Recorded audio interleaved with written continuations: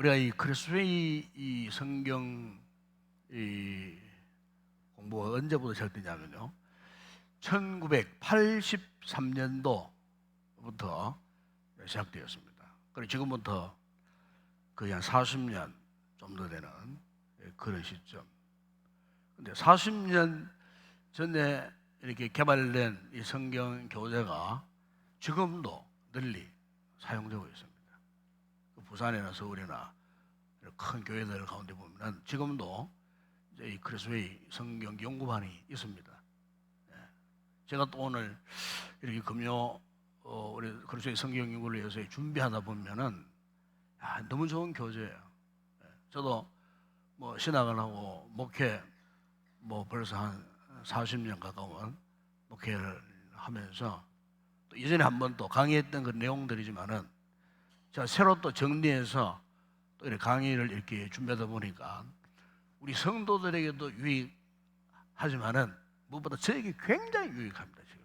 그래서 성경을 다시 한번 재정돈하고 정리하고, 또 과거에 한번 강의했지만은 미처 그때는 강조하지 못했던 이런 부분들을 또 제가 스스로 또 깨닫고 또 준비하고 이렇게 하다 보니까 제 스스로가 굉장히 지금 이 풍성해지는 그 느낌, 그것을 이제 받게 됩니다. 그래서 우리가 이제 지난 3과에서 우리 했던 것이 뭡니까? 우리가 창세기를 비롯한 그 모세오경, 출애굽기, 레위기, 민수기, 신명기, 이 모세오경이라 그러잖아요. 그래서 이제 이 모세오경을 왜 기록했는가? 왜 기록했는가? 그리고 이 말씀을 꼭 들어야만 했던 대상이 누구였나? 이걸 이제 제가 이야기를 하면서 이제 창세기를 통해서 모세오경 다 전체를 통해서 세 가지 중요한 이 포인트를 제가 말씀을 드렸어요. 그러니까 이 모세오경은 모세가 기록한 책이에요. 그리고 모세오경을 꼭 들어야 했던 대상자가 누구냐? 수신자가 누구냐? 출애굽 2세대들이에요. 그러니까 출애굽 1세대들은 이미 광야에서 다 죽고 이제 40년 광야 시대를 거쳐서 이제 곧 가나안 땅에 들어가려고 지금 모압 평지에 지금 약 한 200만 명 이상이 지금 움집해 있는 이런 상황 가운데에 이제 모세가 사실 이제 세상 떠날 날이 얼마 남지 않았어요. 모세가 120살에 죽었는데 굉장히 지금 연로한 그런 상태에 있었지만은 이 모세가 출애굽 2세대들에게 꼭 하고 싶었던 말씀, 이것을 전하고 싶었는데 그 내용들이 바로 창세기에서부터 출애굽기, 레위기, 민수기, 신명기 이 5권 이 모세오경에 있는 내용을 전하고 싶었다는 거예요. 굉장히 어떤 이 말씀은 모세오경은 모세의 입장에 있어서는 유언적인 말씀이에요. 유언적인 말씀.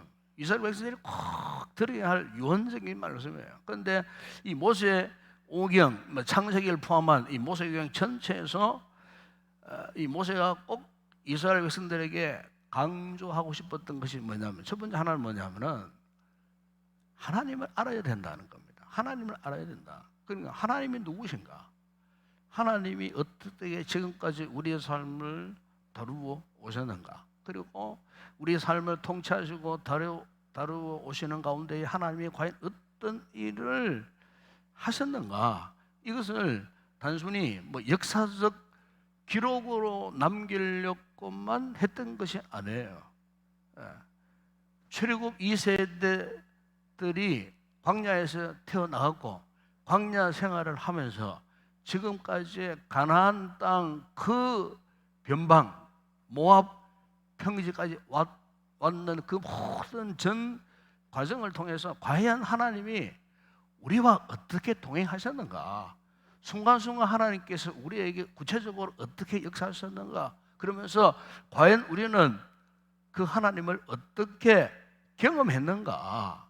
이것을 출애굽 2세대들이 가르치기 위해서 멀리는 창세까지 올라간 거예요. 이게 창세기입니다. 창세까지 올라가서 그 하나님께서 태초에 어떻게 세상을 창조하셨고 어떻게 인간을 만드셨고 그리고 왜 우리를 하나님의 형상으로 창조하셨고 하나님 형상으로 창조된 우리 인간을 만드신 이유와 목적이 무엇인가? 아담과 하와 뭐 그들의 조상에서만 끝나는 것이 아니고 오늘 현재 살고 있는 나, 지금 가나안 땅에 들어가기 직전에 있는 출애굽 2세대들 그리고 오늘 우리도 포함되는 겁니다. 이런 우리에게 어떻게 이 말씀의 의미가 지금까지 이렇게 전달되어 왔는가? 그것을 알기 위해서는 하나님을 제대로 알아야 된다는 거예요. 하나님을 모르면은 그것의 의미를 알 수 없다는 것이고, 그렇게 해서 이 하나님을 알게 됨으로 또 누구를 알아야 되느냐? 바로 나라는 존재가 어떤 존재인가? 나라는 존재가 어떤 존재인가? 그 이스라엘 백성 입장에 보면 출애굽 2세대들 너희들의 존재가 과연 어떤 존재인가? 과연 우리에게 주어진 사명이 무엇인가? 왜 우리를 이 가나안 땅, 그 변방까지, 이 모압 땅, 평지까지 우리를 하나님의 인도해 오셨는가? 과연 우리가 가나안 땅에 들어가서 해야 할 사명이 무엇인가? 이것을 이야기를 하면서 또 하나는 뭐냐 하면은 이렇게 하나님께서 우리를 택하시고 불러주시고 지금까지 우리가 동행하시고 함께 하셨음에도 불구하고 우리 주변을 둘러보게 되면은 대적들이 너무나 많다고 말해요. 그 여기 대적은 뭐냐? 바로 악을 말합니다. 악의 세력을 말합니다. 악의 세력, 즉 죄악, 죄를 말하는 거죠. 분명 하나님께서 이 세상을 창조하시고 우리를 만드시고 우리를 하나님의 그 창조 세계의 가장 중심에 세워 놓으셨음에도 불구하고 하나님을 대적하는 세력뿐만 아니고 그 하나님을 믿고 신뢰하는 하나님의 이 백성들에게 조차도 왜 그렇게 우리를 공격하는 그 악들이 많은가? 이 대적들이 많은가? 그 악에 대한 부분들을 이해를 해야 된다. 과연 죄란 뭐냐? 앞으로 너희들이 가나안 땅에 들어갔을 때도 마찬가지 수없이 많은 대적들이 있을 터인데 거기 가서 그 죄악에 대해서 어떻게 우리가 대처할 것인가, 반응할 것인가 이런 내용들. 그래서 우리가 창세기에 그냥 단순히 그 창세기에 우리가 옛날부터 알았던 재미난 이야기 그 수준이 아니에요. 그 창세기부터 모세오경 이 전체가 모세가 이런 목적을 두고 출애굽 2세대들에게 이 같은 도전을, 영적 도전을 주기 위해서 이 모세오경을 기록했다는 거예요. 여러분 이것을 알고 보면요, 지금부터는 모세오경 읽어보시면요 의미가 달라져요. 우리 이런 관점에서 우리가 이제 이 창세기를 좀 구체적으로 심층적으로 한번 파고 들어가 볼 터인데 아마 6과까지 창세기의 내용이 나옵니다. 7과부터 출애굽기로 넘어갑니다. 그 6과까지는 이제 창세기에 이제 아주 심층적인 이런 부분들을 다루고 오늘도 역시 마찬가지입니다. 창세기를 좀 깊이 좀 이렇게 파고 들어가 보려고 하는데 그래서 여러분 오늘 첫 번째 그림 보세요. 첫 번째 그림 이 그림이죠. 이 그림을 보게 되면은 여기에 이 그림 눈에 탁 들어오는 색이 어떤 색깔입니까? 이런 분들은 저는 붉은색이에요. 붉은색. 이 붉은색이 어떤 모양을 하고 있어요? 화살표가 이렇게 되어 있습니다. 화살표가 쭉 되어 있습니다. 화살표 되어 있는데 가장 중심부에 보세요. 중심부에 에덴 동산 있습니다. 에덴 동산 조상 그리고 녹색 그린색에는 들판 자손, 파랑색에는 위에 우주 그리고 아래는 하늘에 속한 땅에 속한 그러면서 이 화살표가 보세요. 화살표가 어떻게 중심부에서부터 밖으로, 그죠? 밖으로 이렇게 확장되어 가는. 그러면서 마지막 바깥 외연 아래 보게 되면은 이제 바벨탑 모양 나오잖아요. 바벨탑이 쫙 나옵니다. 그러니까 이 그림을 가만히 보게 되면은 이 그림이 보여주고 있는 가장 이 핵심은 죄의 확장성을 말합니다. 그러니까 죄악의 확장성을 말합니다. 이를테면 우리가 뭐 잔잔한 호수가 있어요. 연못이 있어요. 거기에 이제 돌을 탁 던지잖아, 그죠? 돌을 탁 던져보게 되면은 그 돌이 탁 떨어진 그 순간에 그 잔잔한 호수가 어떻게 합니까? 물결이 막 이렇게 둥근 물결이 막 이렇게 수없이 막 일어나잖아요, 그죠? 그러면서 이제 점점 그 물결이 여러 물결들이 막 이렇게 막 동심원을 그리면서, 그죠? 확장돼가는 그 같은 모습을 우리가 쉽게 볼 수 있어요. 그러니까 이 창세기에 보게 되면은 첫 번째 하나님이 창조하신 에덴 동산, 그죠? 에덴 동산 아닙니까? 이 에덴 동산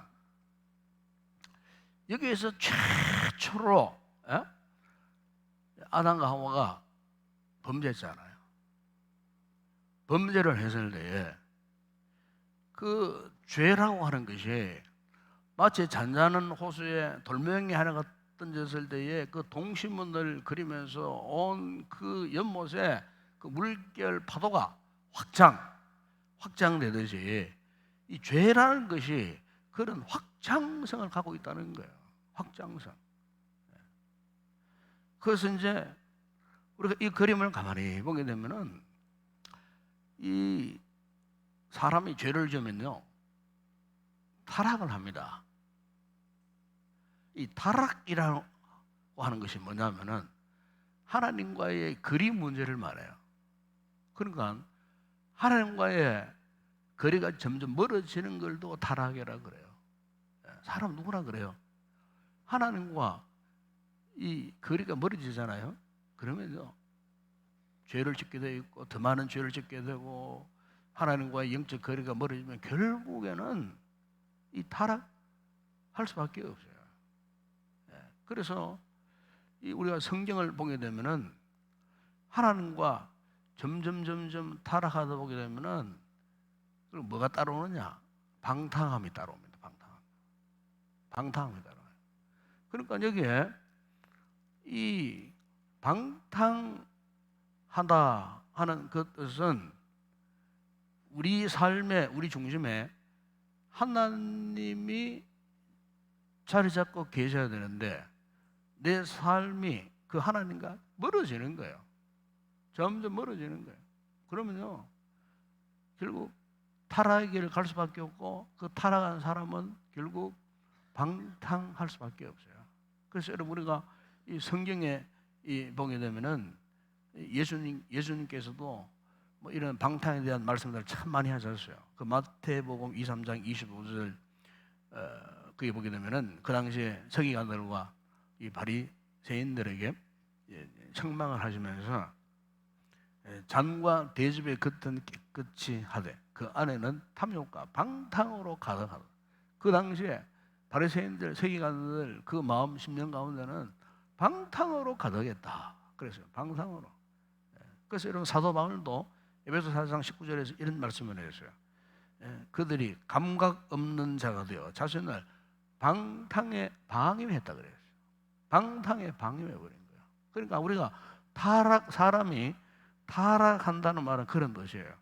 자신을 방탕에 방임해버리면은 그 사람은 타락할 수밖에 없어요. 심지어 여러분 사도 베드로는 베드로전서 4장 4절에 보면 이런 말씀을 했어요.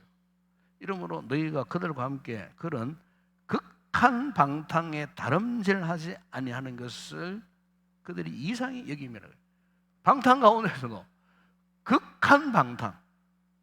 그러니까 방탕의 최상위를 이 베드로는 극한 방탕이라고 그랬어요. 극한 방탕. 그러니까 다시 정리하면은 이 방탕이라는 것은 아까 얘기했죠. 하나님과 멀어지는 거예요. 예. 그러니까 타락과 방탕은 같은 의미예요. 하나님과 멀어지면은요, 하나님으로부터 멀어지면은 방탕할 밖에 없어요. 그래서 문제는 뭐냐? 죄의 속성이 그렇다는 거예요. 이 죄악의 속성이 그렇다는 거예요. 우리로 하여금 하나님과 점점 멀어지도록 하는 거예요. 자, 보세요. 참 이렇게 멀어집니다. 예, 이게. 그러니까 이 죄의 방향성이 어떻습니까? 외연을 향해 점점 점점 퍼져갑니다. 예. 예. 여러분, 하나님의 뜻은요, 우리가 하나님과 멀어지는 것을 원하는 것이 아니에요. 그 죄거거든, 그 죄. 하나님과 멀어지는 건 죄예요. 반대로 뭡니까? 하나님과 어떻게 해요? 가까워지기를 원해요. 그러니까 하나님이 계시는 그 중심, 한복판으로 우리가 끌려오도록 하시는 게 뭡니까? 그 뭐예요? 그게 거룩입니다. 거룩. 타락의 정반대는 거룩이에요. 그 거룩은 뭐냐? 타락과는 정반대로 하나님과 점점 가까워지기를 원하는 거, 하나님과 가까워지기를 사모하는 거, 하나님과 가까워지기 위해서 막 열심을 품는 거, 이 거룩이 딴 거 아니에요. 뭐 거룩이 뭐 성경적 가슴에 품다고 거룩한 모습은 아니에요. 바리새인들처럼 뭐 긴 옷 입고 뭐 목사처럼 목사 가운을 입고 뭐 십자가를 뭐 가슴에 붙이고 이렇게 의시되면 그것이 거룩한 게 아니에요. 정말 거룩의 진정 의미는 내가 어떻게 하면은 하나님과 더 가까이 갈 수 있는가? 예? 어떻게 하면 내가 하나님 그 중심 속에 내가 들어가는가? 예? 여러분, 하나님이 창세기에 에덴 동산을 창설하셨잖아요. 왜 하나님이 에덴 동산을 창설하셨을까? 앞으로 아담과 하와, 그리고 앞으로 진행될 그 모든 이 세상이 하나님의 질서 속에 있기를 원했었어요. 하나님의 질서 속에. 그러니까 보세요. 이 에덴 동산에서부터 어떻게 해요? 하나님의 이 질서가 깨어져 버렸어요. 그게 여러분 창세기 3장에 나오잖아요. 창세기 2장에는 아담과 하와가 하나님이 창조하신 장면이 나오고 3장에 보게 되면은 어떻게 해요? 하와가 먼저 선악과를 따먹고 자기 남편 아담에게 또 이렇게 맛있더라, 너무너무 좋더라, 그 마귀가 유혹에 넘어가고 그 따먹고 최초로 어떻게 해요? 이 죄를 지은 거예요. 그리고 죄가 어땠습니까? 그 집안에 아벨과 가인 사이에 보세요. 여기 나오잖아요. 이 들판이 뭡니까? 들판에 일어난 사건. 창세기 4장에 나오잖아요. 형 가인이 동생 아벨을 들판에서 그냥 시기 질투하고 화가 나고 분노하면서 최초로 어떻게 합니까? 인류 역사상 살인 사건이 거기에서 나오는 것을 볼 수가 있습니다. 그러니까 하나님의 질서는 뭐냐? 에덴 동산에부터 먹지 말라. 이걸 먹은 거예요. 그러니까 에덴 동산에부터 하나님의 이 질서가 깨트려지기 시작했어요. 예, 그것이 그 두 번째 범죄가 바로 이 가인, 이 아벨을 죽인 이 범죄 아니겠어요? 그래서 우리가 요한 1서 3장 12절에 사도 요한이 이런 말씀한 적이 있어요. 가인같이 하지 말라. 그래서 가인같이 하지 말라. 그리고 유다서 1장 11절에 보게 되면은 화 있을진저 이 사람들이요 가인의 길에 행하여, 그 가인의 길이라는 말이 거기 나옵니다. 그러니까 여러분, 가인의 길이란 어떤 길일까요? 그것은 하나님의 사랑과는 정반대의 길이에요. 역행하는 길이라 그 말. 그러니까 다시 말하면은 하나님의 질서에 역행하는 그 길이 가인의 길이에요. 가인의 길. 그럼 오늘날 이 세상 가운데에 가인의 길을 가는 사람이 얼마나 많은지 몰라요. 실제 우리도 깨어 근신하지 못하고 제대로 믿음 생활 못하면요, 우리도 나도 모르는 사이에 지금도 그 가인의 길을 갈 수가 있다는 거예요.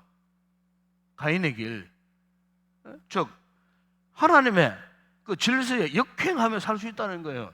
믿음 생활하면서 신앙 생활하면서 하나님의 질서를 깨트리면서 살 수가 있다는 거예요. 우리도 구원받는 하나님 자녀 백성들이지만은요, 이스라엘 백성들이 그랬잖아요.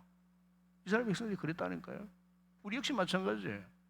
우리도 신앙생활 제대로 못하면은 자꾸만 우리 스스로가 알게 모르게 의식적으로 무의식적으로 하나님의 질서를 깨뜨려가면서도 문제는 뭐냐? 그거를 느끼지 못한다는 거예요. 여러분, 죄의 속성이 그런 겁니다. 여러분, 이 죄는요, 우리가 죄를 지었을 때에 우리 잘못했구나 깨닫게 하는 거 아니에요. 이 죄의 유혹이라는 것은 우리를 사로잡아 갑니다. 여지없이 우리를 그냥 노예로 삼아버리는 거예요. 이게 무서운 거예요. 하나님의 질서를 깨뜨리는 삶을 살면서도 내가 정작 그런 인생인 줄을 모르게 한다는 거예요. 이게 이제 죄악의 속성이에요. 그러니까 그 죄악이라는 것은 이 그림에 있듯이 점점 이렇게 확장되어 가는 거예요. 확장되어 가는 거예요. 최근에 여러분 그 좀 무서운 살인 사건 가운데 하나가 정유정 그 23살짜리 어린 소녀가 뭐 키도 짜만하고 뭐 동그랗게 생겨갖고 복스러이 생겨갖고 겉으로 볼 때는 너무나 평범해요. 우리 주변에서 볼 수 있는 그런 얼굴들 모습 아닙니까, 여러분? 어떻게 그 어린 소녀가 그렇게 무서운 그것도 뭐 참 영어 공부를 하고 전공을 했던 그 영어 선생님 얼마나 귀한 인재입니까? 뭐 평소에 뭐 감정이 있었던 것도 아니고 어떻게 그렇게 아무리 이유 없이 불쑥 찾아가가지고 그 무슨 짓을 할 수밖에 없었는가? 여러분, 그게요, 우리가 죄라는 것이 그런 겁니다. 여러분. 그 죄의 확장성 이런 것은 무서운 겁니다. 왜? 이 세상의 모든 질서를 완전히 파괴하고도 남을 믿는 폭발력을 가진 것이 이 죄악의 이 확장성. 그래서 하나님의 이 같은 에덴 동산에서 하나님의 이 같은 이 거룩한 질서가 깨어진 것은 결국 뭡니까? 영적으로 보게 되면은 이 가인의 질서 때문이다. 그래서 세 번째로 그게 보게 되면은 뭐가 나옵니까? 파란 바탕에 보게 되면은 그게 하늘에 속한 사람들이 있고 땅에 속한 사람들이 있고 우주. 그러니까 처음에 아담과 하와가 그 선악한 쪽 먹었던 그 불순종의 그 죄가요 점점 이제 확장되어 가고 어느덧 뭐 인구가 좀 늘면서 그죠? 뭐 이렇게 사람들이 많잖아요. 그런데 그 수많은 사람들 가운데도 하늘에 속한 사람이 있는가 하면은 땅에 속한 사람 뿐만 아니라 우주, 이 우주까지 그 죄로 인하여서 타락했다 그 말입니다. 타락했다는 거예요. 그러면서 구체적으로 그 하늘에 속한 사람, 땅에 속한 사람들이 있는데 우리가 이제 창세기 보게 되면은 창세기에 이제 이 두 큰 흐름이 나옵니다. 신앙의 세력과 불신앙의 세력. 신앙의 세력과 불신앙의 세력인데 이 불신앙의 세력을 대표하는 후손들이 가인의 후손들입니다. 가인의 후손들. 이 가인의 후손들이 불중에 후손들이 되게 되었느냐? 바로 이제 동생 아벨을 이제 죽인 최초의 살인자로서 그 후손들이 쭉 나와요. 그게 이제 여러분 창세기 4장 16절에서 24절에 쭉 보게 되면은 그 가인의 후손들 가운데에 가장 대표적인 인물이 나와요. 인물이 누구냐? 라멕이라는 사람입니다. 제가 창세기 4장 16절에 불러줘 드립니다. 그 교재에다 써놓으세요. 써놓고 이 가인의 이 후예들 가운데 대표적인 인물이 라멕. 그런데 그 라멕을 통해 갖고 그 이제 후손들이 이제 출생되는데 그 라멕을 통해서 그 보면은 야발, 유발, 두발가인을 낳습니다. 그게 이제 창세기 4장 20절에서 22절에 나와요. 그 야벨은 어떤 사람인가요? 야발은 가축을 치는 자의 조상. 유발은 수금과 퉁소를 잡은 모든 자의 조상. 두발가인은 구리와 쇠와 여러 가지 기구를 만드는 자의 조상. 그렇게 나옵니다. 그러니까 가축을 치는 자의 조상이라고 하는 것은 뭡니까? 이렇게 그 육축을 하고 농사를 짓고 짐승을 키우는 농부, 쉽게 농사를 짓는 농부들의 조상. 수금, 퉁소, 이건 음악, 뭐 예능, 그래서 그런 조상. 그리고 구리와 쇠, 오늘날 뭐 기술, 산업, 뭐 이렇게 여러 가지 도구를 만드는 엔지니어, 지금 현대 용어로 말하면은 엔지니어의 조상, 뭐 이렇게. 이때가 이미 인류가 이제 구성되는 그런 시점이었어요. 그 중요한 시점에서 이 가인의 후손들은 어떻게 보게 되면요, 이 땅에서도 꼭 필요한 일을 하는 사람이에요. 땅에서 정말 필요한 일들이잖아요. 그렇죠? 농사, 뭐 음악을 연주하고, 그다음에 또 뭡니까? 뭐 기계를 만들고 하는 이런 정말 꼭 필요한. 그런데 그 후손들을 가인의 후손이라고 분류를 합니다. 그런데 그것도 신앙과 불신앙으로 따졌을 때에 불신앙의 후손들로 구분을 합니다. 그 창세기에 그런 큰 두 강물이 흘러가는 거예요. 한쪽은 가인의 강물이 흘러가고 있는 거예요. 가인의 강물 쭉. 그리고 또 하나의 강물은 뭐냐? 셋의 후손들입니다. 셋은 아벨이 죽은 하나님 대신 아담의 가정에 다시 새로 주신 아들이에요. 이 셋. 그 창세기 5장 1절이야 32절에 보게 되면은 이 셋 계열, 셋 후손들 가운데 대표적인 인물이 나오죠. 그들 누굽니까? 에녹. 하나님과 300년 동안 동행하다가 죽지 않고 살아있는 상태에서 하나님이 그를 불러 올라가신, 죽음을 보지 않고 하나님은 올라갔던 그 에녹. 그리고 또 한 사람 노아. 에녹과 노아는 누구냐? 바로 그 셋의 후손들입니다. 셋의 후손들. 우리가 이 창세기에 보게 되면은 이렇게 이 두 개의 큰 물줄기, 그죠? 불신앙의 물줄기, 신앙의 물줄기, 셋의 후손들, 그리고 가인의 후손들, 이렇게 이제 쭉 이렇게 그 맥이 흘러가는 것을 우리가 이 창세기에서 볼 수가 있습니다. 그런데 보십시오. 이렇게 인간이 번성하고 번식하고 이렇게 확장되어 갔을 때 그 인간들이 했던 일들이 뭐냐? 바로 하나님의 질서를 깨뜨렸다는 겁니다. 하나님의 질서를 깨뜨려갔다는 거예요. 하나님의 아들들이 사람의 딸들과 결혼하고 그렇게 나옵니다. 그것을 여러분 창세기 6장 2절에 보세요. 그런 말씀이 있어요. 그 보면은 찾아보세요. 제가 말씀을 쭉 이렇게 읽어드릴 테니까 찾아보세요. 그 보면은 하나님의 아들들이 사람의 딸들의 아름다움을 보고 자기들이 좋아하는 모든 여자를 아내로 삼는지라. 하나님의 아들들이 누굽니까? 이 신앙의 후손들, 이 셋의 후손들을 말합니다. 셋의 후손들. 사람의 딸들은 뭡니까? 불신앙의 후손들, 가인의 후손들. 그러니까 이 같은 하나님의 아들들이 사람의 딸들과 한마디로 결혼하고 살았다는 말은 무슨 말이냐? 그냥 영적인 혼란 속에, 죄악의 혼란 속에 빠졌다는 거예요. 그 구별된, 아까 처음에 이야기했죠. 거룩이라는 것은 뭡니까? 하나님과 가까워지는. 그런데 하나님과 가까워지지 않고 세상 질서에 편성해갖고 세상과 점점 가까워지는 거예요.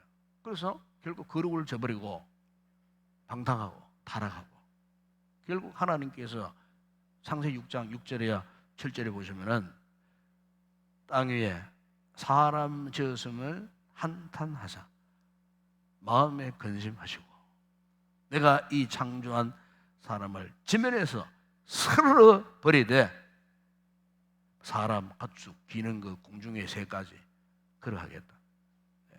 그래서 하나님이 그것을 지었음을 어떻게 했다 그랬습니까? 한탄하셨다 그래야죠. 한탄하셨다. 왜 그랬을까요? 분명 하나님이 세우신 질서를 인간들이 깨트려 버린 거예요. 오죽했으면 하나님이 사람을 창조하셨는데, 우리를 창조하셨는데, 우리의 그 창조하심에 대해서 하나님이 후회하셨다는 거예요. 그것이 이제 결국 여러분 창세기 6장에 가면은 어떻게 됩니까? 홍수 사건으로 나타납니다. 그 창세기 6장, 7장, 8장까지 그죠? 홍수 사건이 이렇게 쭉 나타나요. 홍수 사건에 누구만 살아남았습니까? 노아의 8가족 외에는 다 멸망당했어요. 다 멸망당해버렸어요. 그러니까 여러분 여기서 모세가 지금 모압 평지에 지금 집합에 있는 출애굽 2세대들에게 왜 이런 말씀을 했을까? 여기는 반드시 어떤 교훈이 있었던 거예요. 그러니까 무슨 말입니까? 너희들이 지금 가나안 땅에 들어갈 터인데 가나안 땅에 들어가서도 이 창세기에 이 기록된 교훈의 말씀처럼 절대로 하나님의 이 질서를 따라 살아가야 한다. 가나안 땅에 들어가면 온갖 유혹들, 온갖 죄악이 있을 터인데 거기에 편성해서 거기에 방탕하고 하나님과 멀어지고 타락하고 그러지 말고 그 가나안 땅에 들어가서도 어떻게 살아나가요? 하나님의 질서를 따라 살아야 한다는 이 말씀을 꼭 하고 싶었던 거예요. 여러분 하나님의 질서의 근본이 뭔 줄 아십니까? 그것은 하나님의 은혜입니다. 우리 하나님의 질서를 따라 산다는 말은요 철저하게 하나님의 은혜 가운데 살아야 한다고 말해요.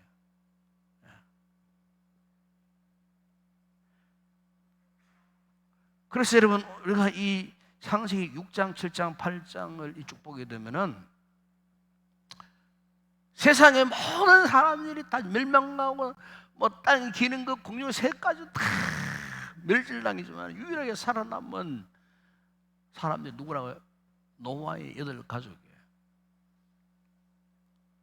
그럼 그들이 살아남을 수 있었던 근거가 뭐냐?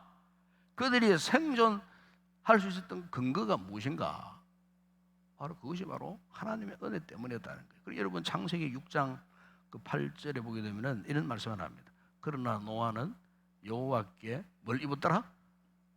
은혜를 입었더라. 은혜를 입었더라 그래요. 은혜를 입었어요. 은혜 때문에 살아남았다 그 말입니다, 여러분. 우리도 마찬가지요. 여러분 노아가 살았던 그 참 타락한 그런 시대, 우리와 똑같은 시대예요. 사실은 오늘 우리도 똑같은 시대예요. 우리가 무슨 힘으로 이 세상 이기고 죄를 이기고 살 수 있을까요? 여러분 힘으로? 여러분 의지로? 뭐 우리 어떤 뭐 경건한 모습으로? 뭐 신앙의 어떤 뭐 이력으로, 관록으로? 천만에요. 은혜로 살아남을 수 있습니다. 아멘? 하나님의 은혜. 하나님의 은혜로 살아간다는 말은 하나님의 질서대로 살아간다 그 말이에요. 이거 놓쳐버리면 안 돼요. 그래서 여러분 우리가 참 창세기가 참 재미있어요. 하나님의 은혜로 살아남았지만은 과연 이 노아의 이 같은 가족, 이 가문을 통해서 과연 세상이 어떻게 되었을까? 그 시작이 아주 좁은 가까운 지역에서 일어났어요. 그게 뭐냐면은 노아의 아들이 누굽니까? 세 아들이 있었죠. 셈, 함, 야벳이라는 세 아들이 있었어요. 그런데 어느 날 노아가 실수했지. 한마디로 말하면 그 당시에 농사가 주로 이제 주농이 포도 농사니까 지금도 뭐 파리채 이스라엘 가면 그래요. 이 포도 농사를 합니다. 왜? 거기는 물이 안 나오기 때문에 포도가 음료를 대신하기 때문에. 근데 포도주 아시겠지만 여러분들 이렇게 포도즙을 짜가지고 그만 먹는 거는 이 과일즙이 되지만은 이걸 이제 뭐 짜놓고 팩에다가 가지고 부대에 넣는다 보세요. 그럼 이게 발효되잖아요. 발효되면은 설탕이 안 든가 보다 설탕 없는 과일즙이 더 독합니다. 더 독합니다. 아시죠? 우리 강사님들 더 독합니다, 여러분. 그게 뭐 소주 넣고 설탕 넣은 거는 별로 안 독해요 또. 근데 소주도 안 넣고 설탕 안 넣으면 더 독해요. 그럼 그 당시에 뭐 소주가 있었습니까? 설탕이 있었습니까? 그냥 과일즙을 짜놓고 보관하다 보게 되면은 또 햇빛에 장렬해가지고 그게 막 부풀어 오르고 막 그게 거품이 나오면 그 엄청난 알코올 성분을 포함한 독주처럼 돼버리는 거예요. 근데 이제 이 노아가 아마 그걸 마셨던 것 같아요. 마셨는데 마신 건 상관없는데 먹고 나면 옷을 다 벗어버렸어요. 아랫도로 다 벗어버려요. 그때 마침 함이라고 하는 아들이 딱 들어오네요. 아버지가 막 하체를 벗어놓고 완전히 막 코를 골고 완전히 뻘거에 가서 그냥 막 대낮에 막 깊은 잠을 막 자고 있는 모습. 그래서 이 함이 막 그 아버지 그 같은 흉측한 모습을 보고 그 동생 형제로하고 막 흉을 본 것 같아요. 근데 그 거는 그 셈하고 야벳이 팍 뛰어들어갔는데 어떻게 뛰어갔느냐?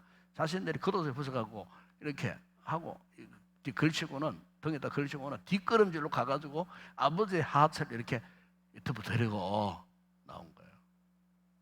나중에 잠에 술에 깨어서 자초지종을 들어보니까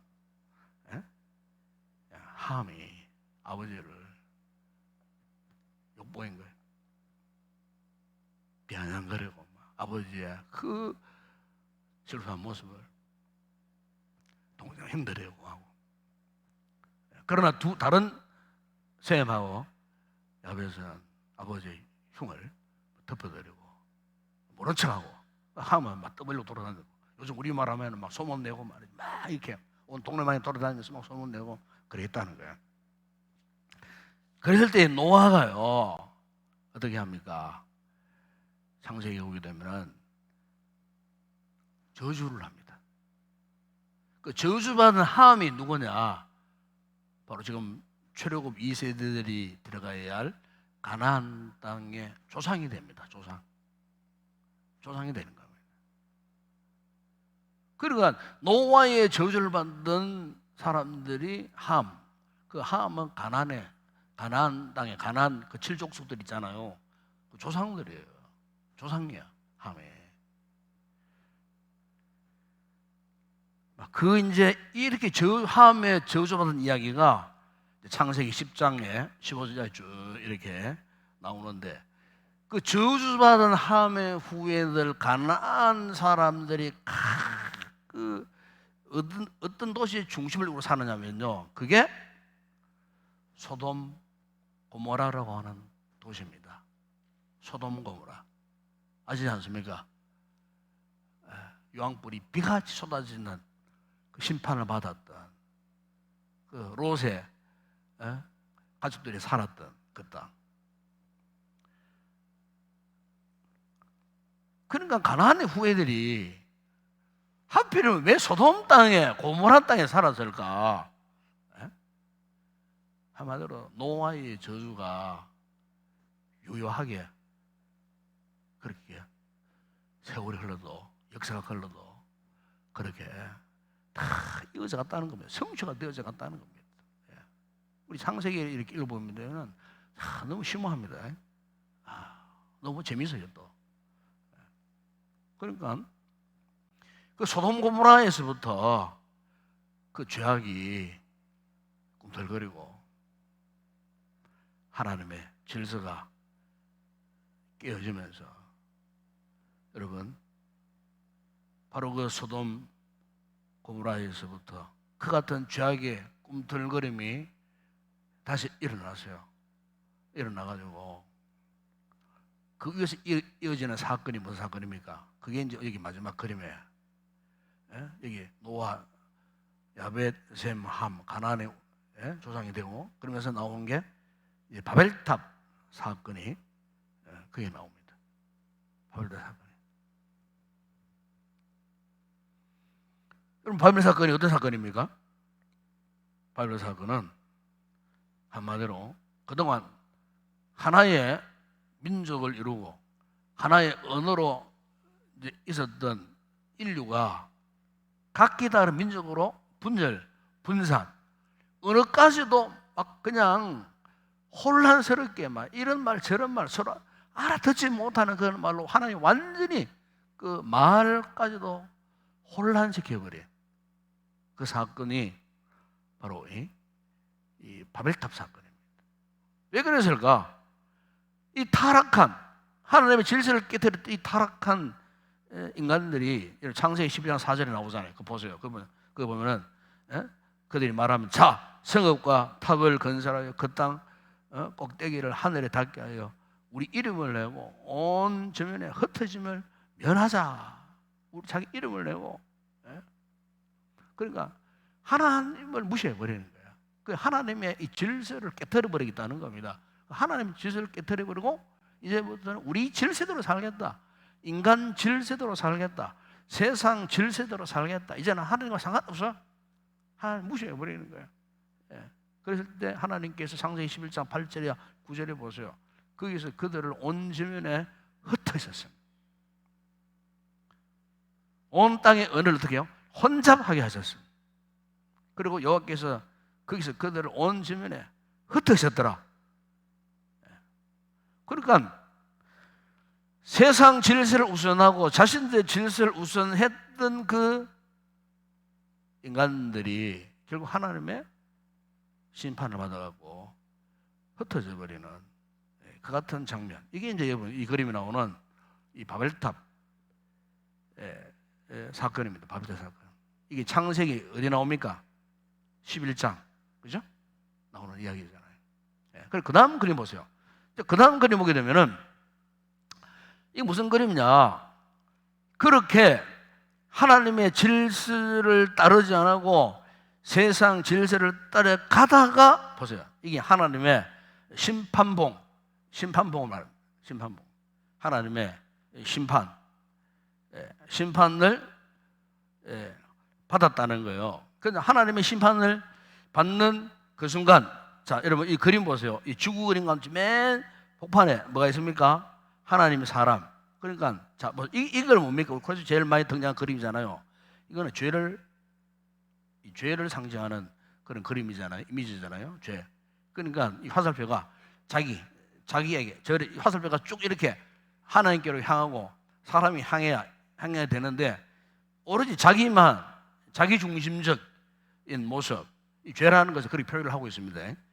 이 죄를 지었을 때에 앞에서 제가 설명드린 그런 죄를 하나님 질서를 깨트리는 그런 죄를 지었을 때에 그 죄가 어떻게 해요? 하나님과 사람 사이를 갈라놓고 갈등 마치 뭐 이 표시가 그림 잘 그렸어요.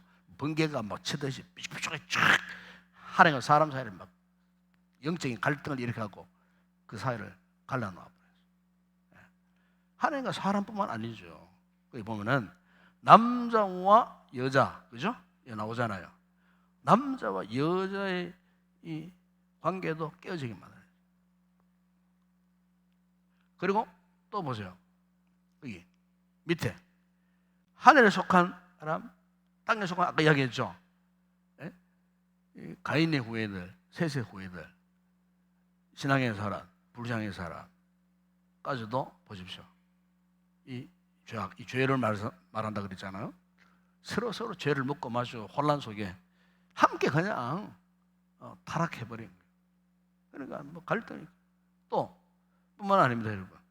국가와 국가 관계, 나라와 나라 관계도 막 전쟁이 일어나고 약탈, 공격이 일어나고 침탈을 당하고 또 뿐만 아닙니다. 형제와 형제, 친족끼리도 그냥 갈등을 일으키고. 그러니까 우리가 여기 이런 뭐 이런 그림 쭉 계속 지금 나옵니다만은, 그러니까 이 세상 질서의 특징이 있어요. 이거 오늘날에도 마찬가지예요. 오늘 우리가 이 세상도 현대 이 사회도 마찬가지예요. 이 세상 이 질서의 특징이 뭐냐? 자기를 사랑하는 거예요. 오로지 자기만을 사랑하는 거예요. 그러니까 이 개인의 이 화살표 보세요. 이 이기적인 사랑을 말하잖아요. 이게 자기만을 향하는 거예요. 자기만. 그러니까 세상 질서의 가장 큰 문제는 뭐냐? 오로지 자기 중심적 사랑, 자기만을 위한 이기적인 사랑. 여러분, 우리가요, 오늘날에도 마찬가지예요. 오늘날에도 우리가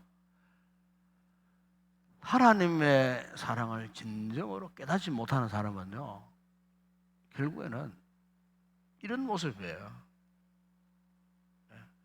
자기를 우선하는 거예요. 자기만을 사랑하는 거예요. 여러분, 우리가 이 사랑에서 벗어날 수 유일한 방법이 하나 있어요. 그게 뭐냐? 예수 그리스도의 십자가의 사랑을 경험하면 벗어납니다. 이게 중요한 겁니다, 여러분. 십자가 복음의 놀라운 은혜와 사랑을 경험하면은 이 사랑에서 벗어날 수 있어요.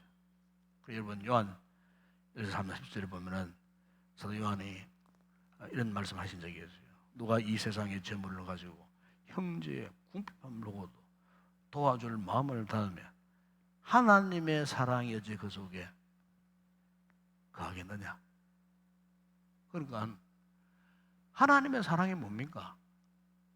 예수 그리스도 십자가의 죽으심의 그 사랑 아닙니까? 속죄의 그 죽음의 사랑 아닙니까? 그러니까 그 사랑이 우리 속에 있지 않으면은 형제의 궁핍함을 보고도 도와줄 수 없다는 거예요. 이웃을 사랑할 수 없다는 거예요. 함께 교회를 섬기고 있는 우리끼리라도 정말로 하나님의 사랑을 경험하지 못하면요, 그냥 뭐 우리가 흔히 하는 말, 뭐 사무적으로 그냥 뭐 대할 수는 있어요. 그러나 정말로 주님의 마음을 품고 참 딱하운 그런 마음을 품고 정말 내 지체를 사랑 못해요. 사랑할 수가 없어요. 옆에 지체가 어려움 당하는데 눈물로 기도할 수 있습니까? 못합니다, 여러분. 안 됩니다. 그런데 정말로 예수님의 사랑을 내가 정말로 경험하면 그 기도가 나와요. 원수 같은 사람을 향하여서도 복을 빌고, 예? 은혜를 구하는 기도가 나온다니까요. 그러니까 우리가 참 중요한 것은 뭐냐면은 하나님의 그 사랑, 그걸 경험하게 되면은 우리가요, 결국 이 세상의 이 질서를 거부할 수 있습니다. 그럼 하나님의 질서대로 살아갈 수가 있는 것입니다. 그래서 우리가 이제 이 두 번째 그림, 이런 그림을 우리에게 이제 말씀하고 있고, 그다음 마지막에 이제 오늘 이 그림은 이제 이 그림은 뭐냐면은 창세기에 흐르는 하나의 어떤 패턴, 어떤 유형, 이걸 이야기합니다. 창세기. 그래서 이제 보면은 먼저 오늘 이 그림을 보게 되면은 여기 이제 1권에 보게 되면은 이거는 한 토막, 두 토막, 뭐 세 토막, 네 토막, 그 토막이라는 그 이야기가 있어요. 2권에 그런 토막 이야기 안 합니다. 1권 교재 보게 되면은 그게 뭐 한 토막, 이제 한 토막 이렇게 이제 이게 토막 됐다고 이제 그렇게 이제 교재에서 그 책을 그렇게 번역을 해서요. 자, 그런데 보세요. 여기 이제 첫 번째 토막 한번, 첫 번째 토막. 이 첫 번째 이 토막은 이게 이제 창세기 관계된 거니까 창세기 이게 2장에서 3장에 관계되는 부분이에요. 창세기 2장에서 3장. 특히 여러분 창세기 2장, 창세기 3장에서 자 보세요.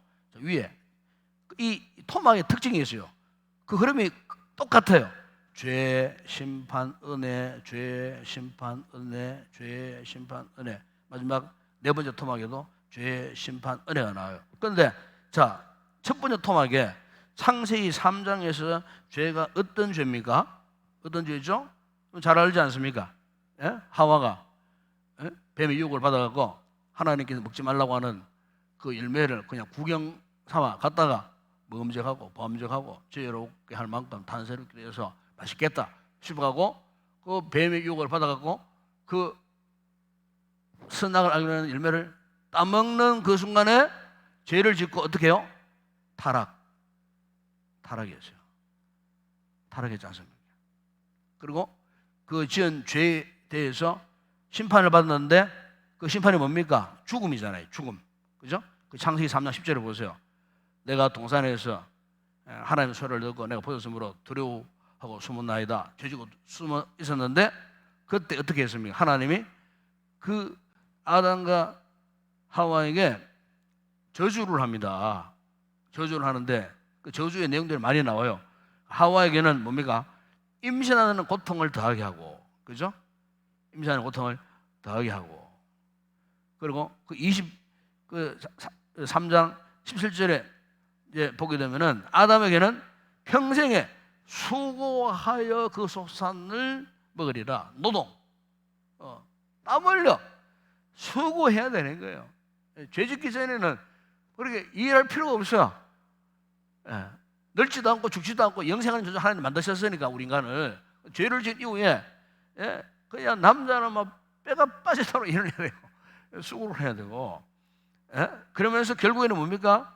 19절 3장 19절에 보면은 어떻게 해요? 흙이니 흙으로 돌아 죽는다는 거예요. 사망이 온 거예요. 그 죄를 지은 심판의 대가가 사망. 자, 그런데요, 하나님이 그것으로 끝내버렸느냐? 아니에요. 그 다음 보세요.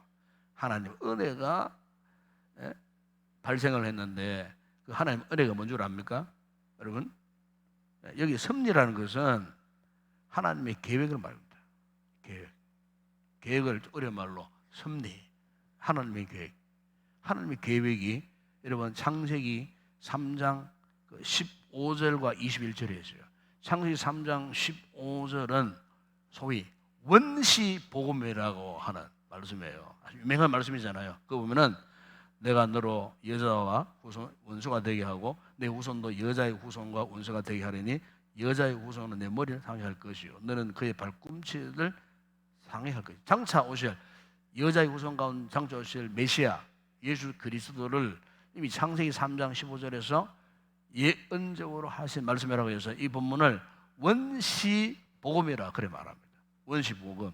그런데 21절에 보면 이런 말씀이 있어요. 창세기 3장 21절에 참 범죄한 그 아담과 그 하와를 위하여 가죽 옷을 지어 입히시니라. 그래서 가죽 옷을 지어 하나님의 은혜입니다, 여러분.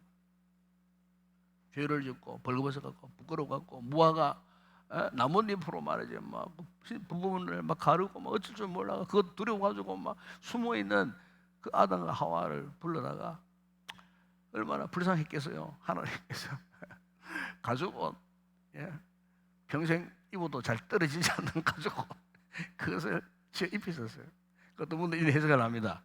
구속 그 의미에서 가죽을 입히려고 그러면은 짐승을 잡아야 되지 않느냐, 피를 흘려야 되지 않느냐. 바로 그것은 장소시 예수 그리스도의 대속의 죽음, 십자가의 은혜를 뭐 그것도 틀린 말 아닌 것 같아. 감상해 보면은 어쨌든 그렇게 해석하는 분들도 있어요. 구속 사주적 입장에서 그렇게 해석하는 분이 있어요. 그 말씀도 감상하면 틀린 말은 아닌 것 같아요. 어쨌든 가죽 옷을 지어 입히셨다. 나뭇잎 대신에 가죽 옷을 지어 입히셨다는 것은 하나님 은혜입니다. 은혜. 그러니까 비록 아담 하와가 범죄하고 심판을 받았지만 이것 하나님의 은혜가 이렇게 작동을 했다는 거예요.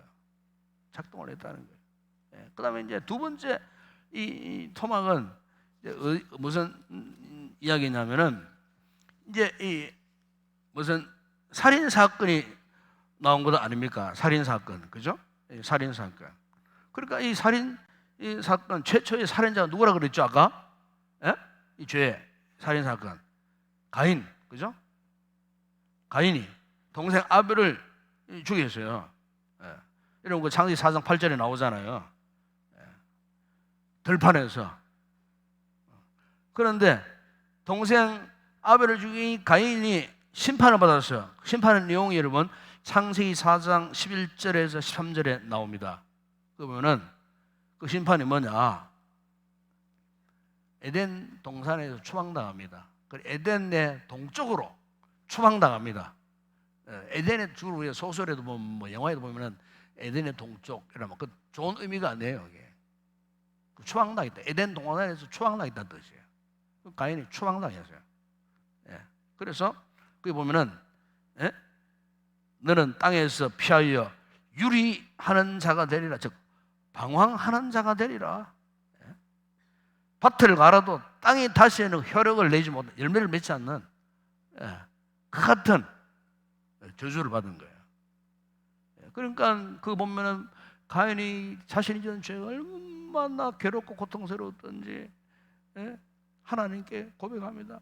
하나님, 내 벌이, 내 죄악이 짊어지기가 너무 무겁습니다. 죽을 책임입니다. 막 이렇게 눈물로, 그죠? 우리가 죄를 지고 하나님 앞에 막 회개하고 막 하듯이 이 가인도 아마 그래 했던 것 같아요. 하나님 앞에 막 은혜를 구한 거예요. 은혜를 구했을 때에 거기 보면은 창세기 4장 15절 한번 보세요.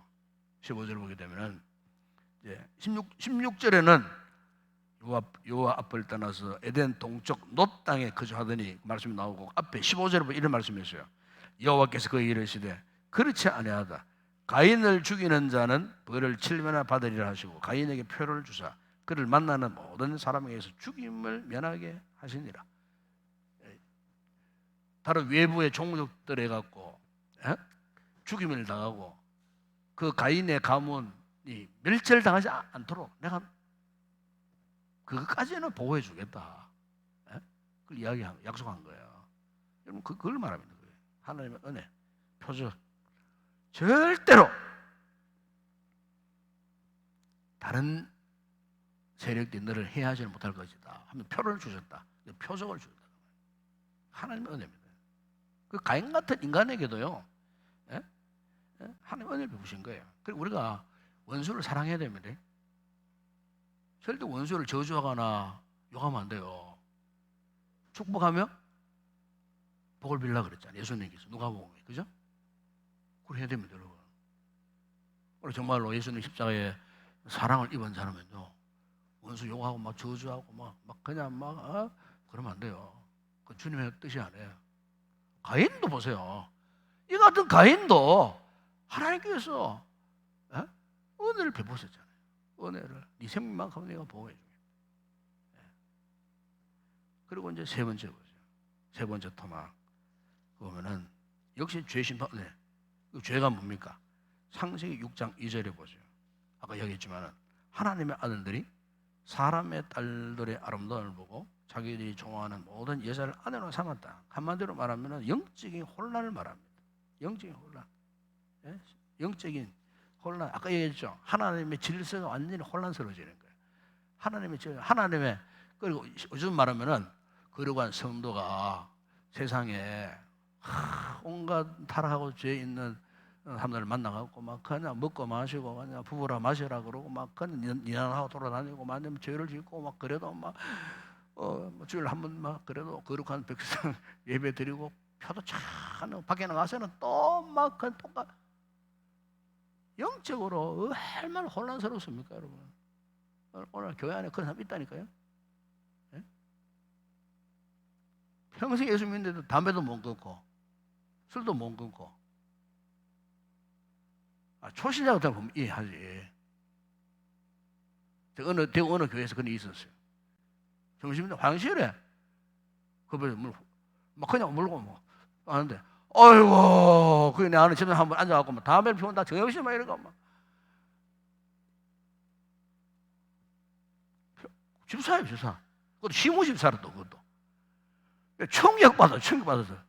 몇십 년 전 이야기지만은. 그러니까 그 세상 질서대로 살아면 그래 된다니까요, 이게. 세상 질서대로 살아가면은. 그걸 이야기합니다, 지금. 혼란이 왔어요. 그래서 하나님이 어떤 심판? 홍수로 심판했어요. 그게 이름 창세기 6장 17절에 나오잖아요. 창세기 7장 21절, 22절에도 나오고.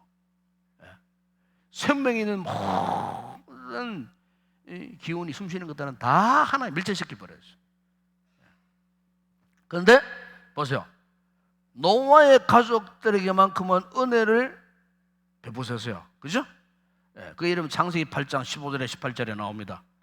창세기 9장 1절, 창세기 9장 11절에서 13절 하나님이 결국 그들과 언약을 세웁니다. 홍수 이후에 언약을 세우는 모습, 그것을 거기에서 우리가 볼 수가 있습니다. 새로운 인류 역사가 시작되는 거예요. 물론 그 홍수 이후에도 아까 이야기했지만은 인간의 범죄나 바벨탑 사건이 이어지지만은 어쨌든 하나님께서 인류를 멸절하신 이후 다시 새로운 세상을 만들어요. 그리고 마지막 네 번째 토막, 시간이 많이 갔습니다만은 제가 먼저 설명을 마치도록 하겠습니다. 네 번째 토막, 이거 보면은 이 네 번째 토막은 뭡니까? 이게 창세기 11장에서부터 창세기 12장 3절에 나오는 이야기입니다. 그러니까 자, 홍수 이후에 죄를 졌죠. 그 죄가 뭡니까? 이게 이제 바벨탑 사건이에요. 하나님의 사람들이 사람들과 만나서 막 결혼하고 영적 혼란을 막 이야기하고 그러는 가운데 그 심판이 뭡니까?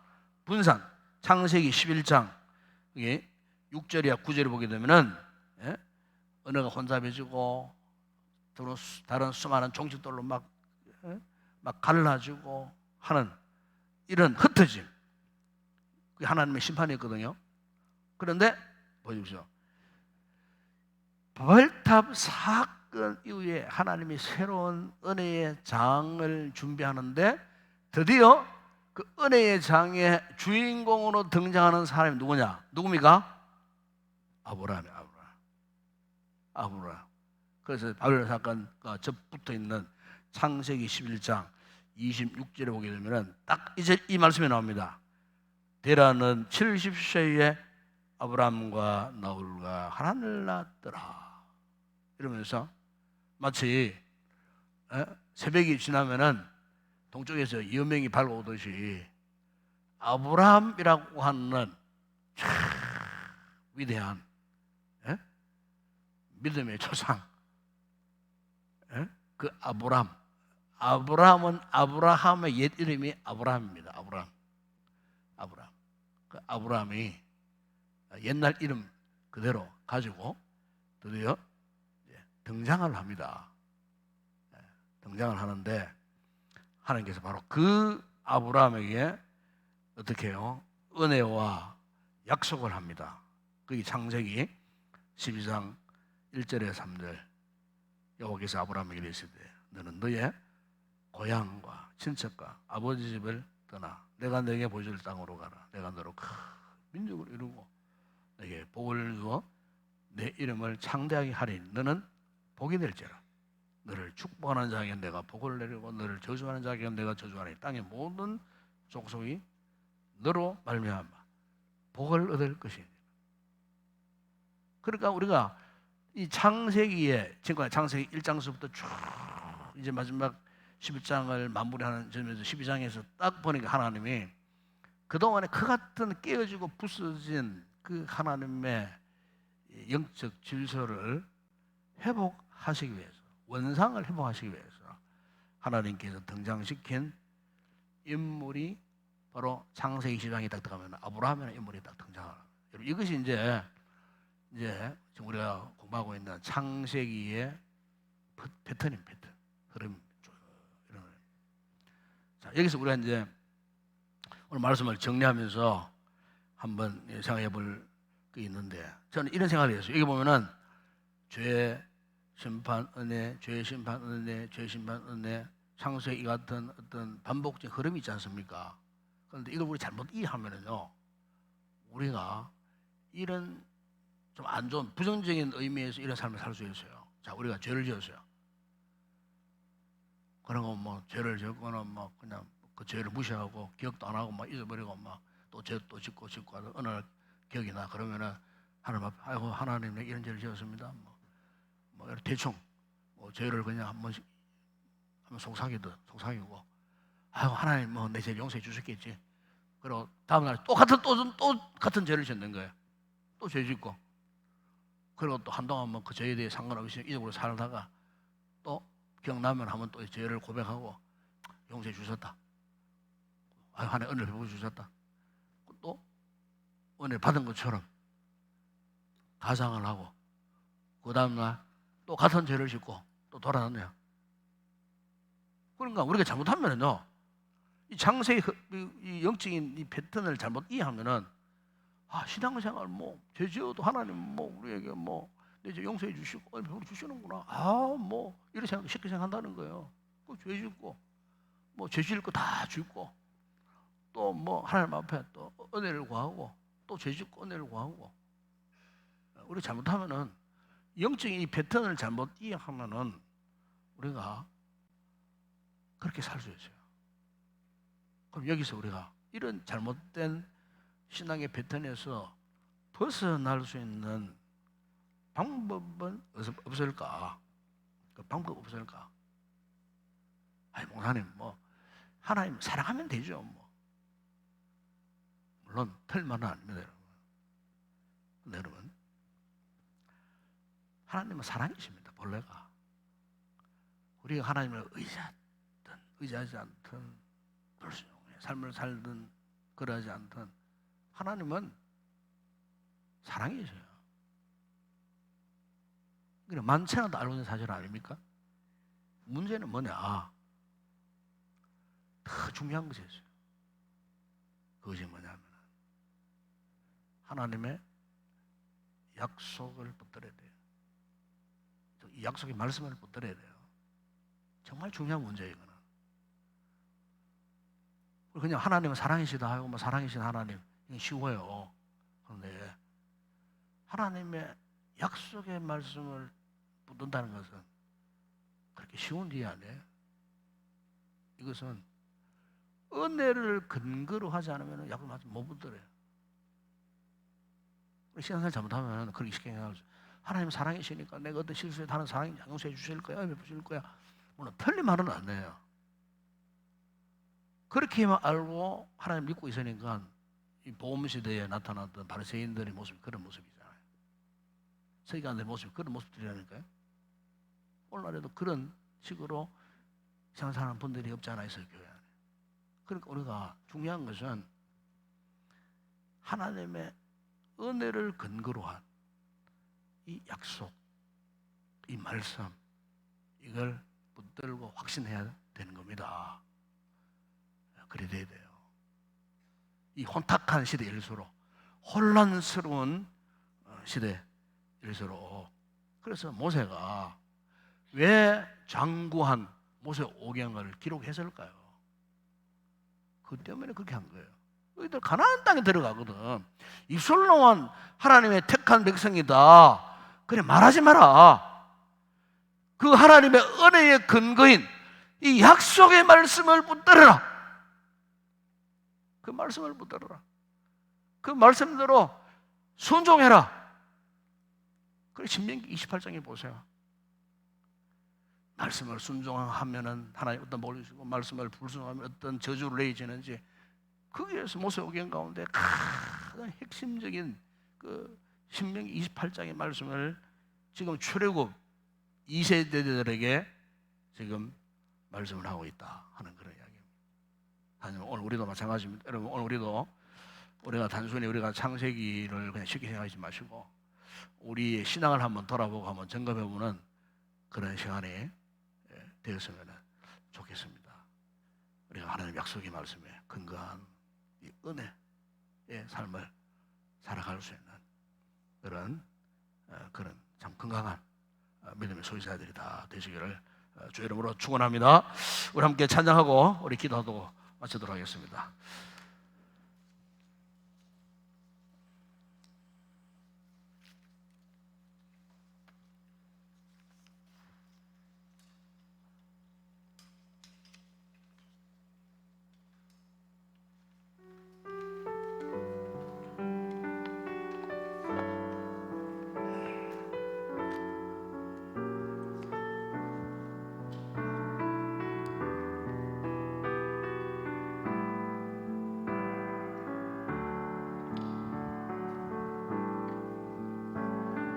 내 평생 사는 동안 주 찬양하리. 여호와 하나님 내 주를 찬양하리. 주님을 묵상하니 즐겁도다. 내 영혼 주 안에서 참 기쁘리. 내 영혼아 주님을 송축하라. 내 영혼아 주님을 찬양하라. 내 영혼아 주님을 송축하라. 내 영혼아 주님을 찬양하라. 내 영혼아 주님을 송축하라. 내 영혼아 주님을 송축하라. 내 영혼아 주님을 찬양하라. 내 영혼아 주님을 송축하라. 내 영혼아 주님을 찬양하라.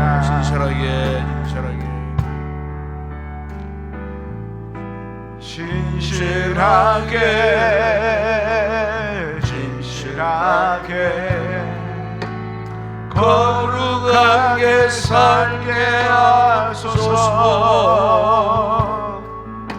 진실하게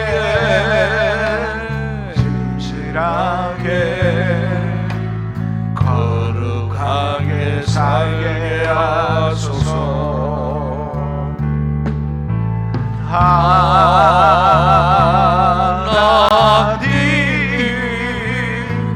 나의 마음 만져주소서. 하나님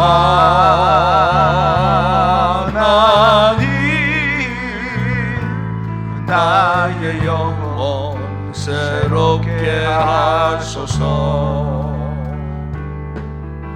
진실하게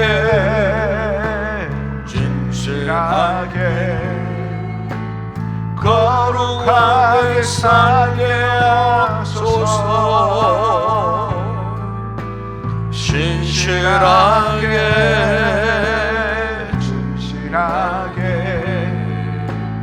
거룩하게 살게 하소서. 하나님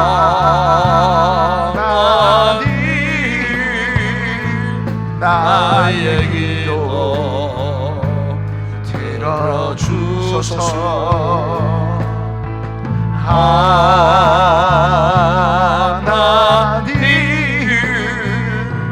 주의 길로 인도하소서.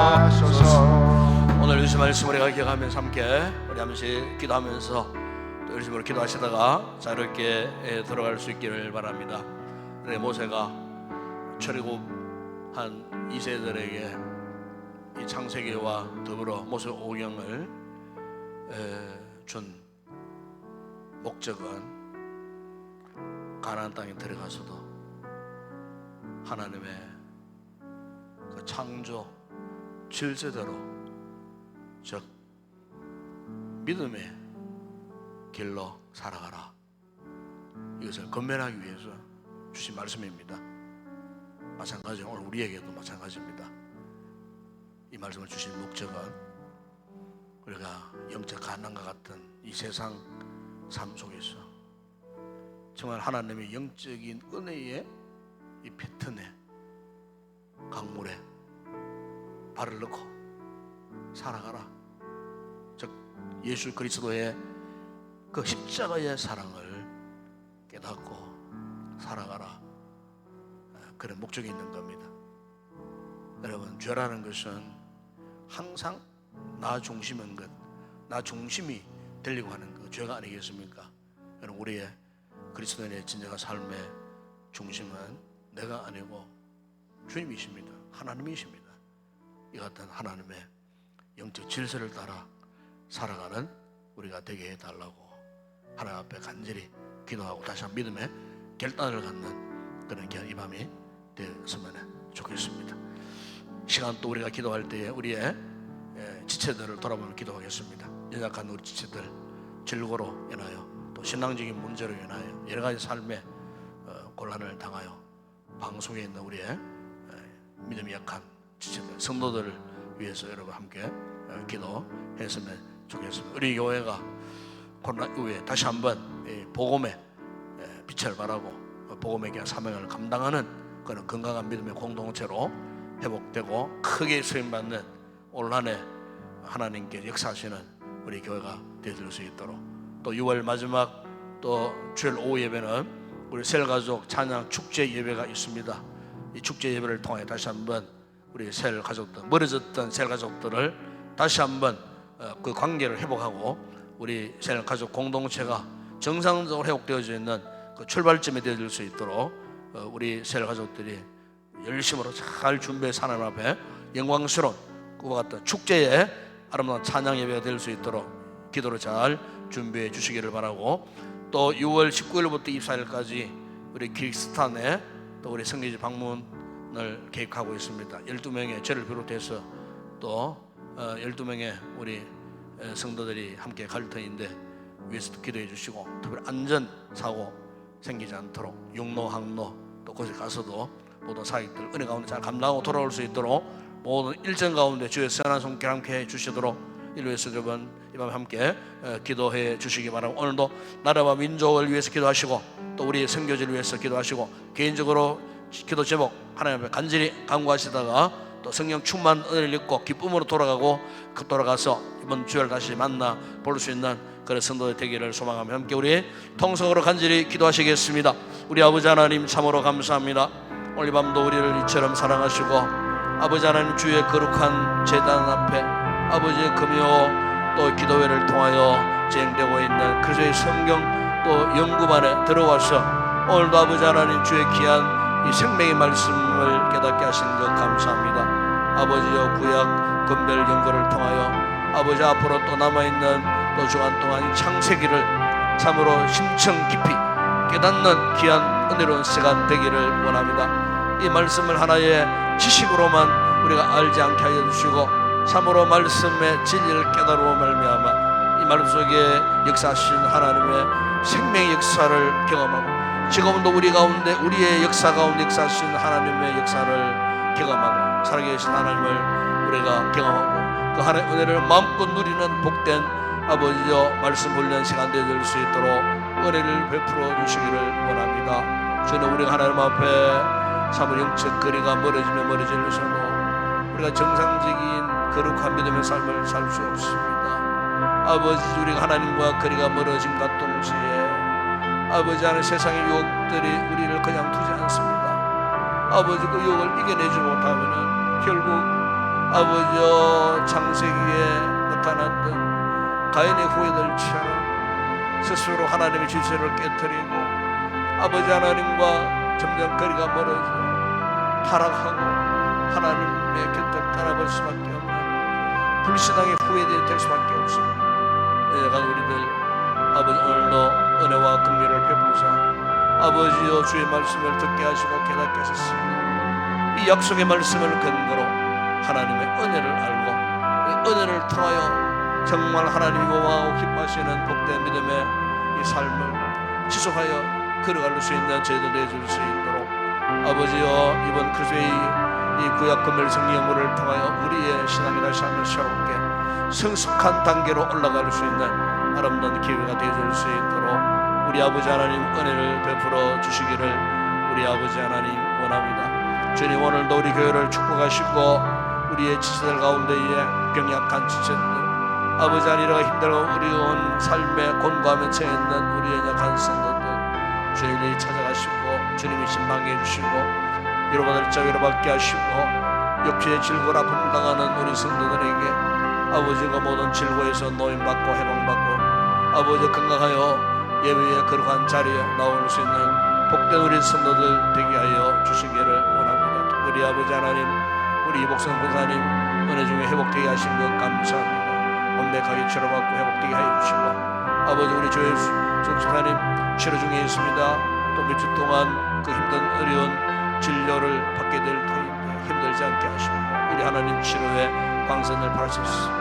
아버지 하나님 아픈 상처가 속 회복되어지게 하시고 또 아버지 준서 귀한 자녀 또 아버지 사고로 인하여 또 아버지여 또 이렇게 코뼈를 다시 수술하는 아버지여 중요한 수술을 앞두고 있습니다. 주님 은혜 가운데에 수술 잘 끝나게 하시고 그 상처가 흔적도 없이 깨끗하게 회복되어질 수 있도록 귀한 어린 자녀들을 하나님 축복하시고 아버지 하나님 간구하고 기도하는 부모의 그 기도를 들으시고 응답하여 주시기를 우리 아버지 하나님 원합니다. 그 외에도 여러가지 절고 가운데 아버지 노임받고 있는 성도들에게 치료와 회복의 은혜를 베풀어 주시기를 원합니다. 각 가정의 경제적인 어려운 문제들 아버지 여러가지 참으로 가정 안에 일어나고 있는 아버지 힘들고 어려운 문제들이 있을 때마다 주님께 나와 기도하게 하시고 인생의 모든 문제들을 주님께 맡길 때에 주님이 책임져 주시리라 믿습니다. 은혜를 베풀어 주시리라 믿습니다. 주님 역사하여 주시기를 원합니다. 아버지 우리 교회를 축복하시고 아버지 하나님 오직 복음의 영광을 드러낼 수 있는 믿음의 공동체 되게 하시고 이제 아버지 하나님 코로나가 끝나고 이제 일상으로 회복되어졌는데 아버지 우리의 신앙도 회복되어지게 하시고 아버지 우리 교회의 모든 사역들도 정상적으로 회복되어지기를 아버지 하나님 원합니다. 특별히 아버지 하나님 이번 마지막 주일날 있은 새로 찬양 축제 예배 가운데 주님 함께 하여 주시고 아버지 이런 기회를 통하여 멀어졌던 우리의 지체들이 신앙을 회복하고 아버지 하나님 멀어졌던 우리의 관계가 정상적으로 가까운 관계로 회복되어질 수 있도록 아버지 하나님 저들의 신앙이 회복되어지는 기회를 삼을 수 있도록 아버지 하나님 열심으로 기도하고 잘 준비해서 참으로 온 성도들이 함께 기뻐하며 즐거워하며 하나님 감사하는 아름다운 찬양 축제가 되어질 수 있도록 아버지 하나님 은혜를 베풀어 주시기를 원합니다. 특별히 6월 19일 24일 동안 한 주 동안 아버지 하나님 또 우리 키리스탄의 선교지 방문을 위한 준비를 하고 있습니다. 아버지의 모든 안전 지켜주시고 용로 항로 지켜주시고 그곳에서 아버지 하나님 또한 모든 사역 진행 가운데 주님께서 도와주셔서 은혜 중에 모든 사역을 잘 마치고 무사히 다시 돌아올 수 있도록 아버지 역사하시고 아까운 수막이 시험하는 일들이 없도록 아버지 하나님께서 막아주시고 함께 참여하는 우리 모든 성도들 기쁨과 보람을 만끽하는 이번 선교 여행이 되어줄 수 있도록 은혜를 베푸고 선교 현지의 교회들에게도 은혜를 베푸시고 사역자들에게도 은혜를 베푸셔서 잘 준비하게 하시고 아버지는 교회를 통하여 위로하고 격려하는 복된 시간들을 가질 수 있도록 우리 아버지 하나님 은혜를 베풀어 주시고 아버지 일루에 함께 참여할 우리 모든 성도들 아버지 최상의 컨디션을 잘 유지하고 건강을 잘 유지해서 아버지 마치고 돌아오는 그 순간까지 건강한 모습으로 모든 사역을 잘 마무리하고 아버지 돌아올 수 있도록 하나님께서 지키시고 은혜를 베풀어 주시기를 원합니다. 저는 오늘도 나라 민족을 위해 간구합니다. 우리 대한민국 사랑해 주시고 아버지 여러가지 이념적인 충돌과 갈등으로 혼란 속에 있지만 아버지 하나님 은혜가 역사하소서. 아버지 이 민족이 가야 할 그 길을 가르쳐 보이시고 그 길을 인도하여 주시기를 원합니다. 경제, 정치, 외교, 안보, 남북관계 얽혀있는 모든 문제들 아버지 하나님께서 지혜를 주셔서 대통령 모든 위정자들이 지혜롭게 잘 풀어갈 수 있도록 우리 아버지 하나님께서 은혜를 베푸시기를 원합니다. 주님 오늘도 우리의 선교지 모든 사역 협력하는 선교지 이해되도록 사역하는 종들과 세우신 교회들과 현지 모든 우리 성도들에게 은혜를 베푸셔 열심으로 복음을 전하고 땅끝까지 주의 복음이 전파됨으로 하나님 나라가 확장되어지는 놀라운 은혜의 역사가 일어날 수 있도록 은혜를 베풀어 주시옵소서. 이 마음도 아버지 하나님 성도들 각자의 가지고 온 기도의 제목을 아뢰고 간구할 때 응답받고 기쁨으로 돌아가게 하시고 어두운 밤길 돌아가는 그 걸음 가운데 함께 하시고 무사히 각 가정에 잘 도착할 수 있도록 우리 주님께서 선한 길로 인도하여 주시옵소서.